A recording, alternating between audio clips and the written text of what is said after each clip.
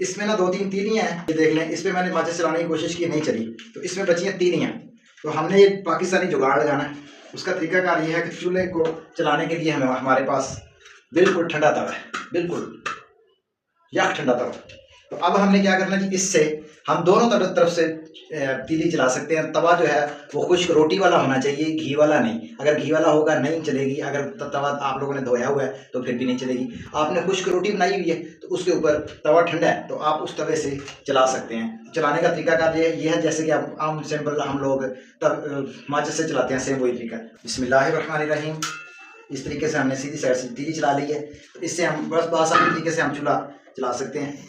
इतना सा काम है, पाकिस्तानी जुगाड़ जिंदाबाद। हमने चूल्हा बंद कर दिया तो हम आपको उल्टी साइड से भी तीली चलाने का तरीका बताएंगे। ये देखें, उल्टी साइड से भी तीली चल जाती है। अगर आपको वीडियो पसंद आई तो मेरा चैनल सब्सक्राइब कर दें, बेल आइकन के बटन को दबा दें ताकि हर आने वाली वीडियो आप तक जल्द से जल्द पहुँच सके। अल्लाह हाफिज़।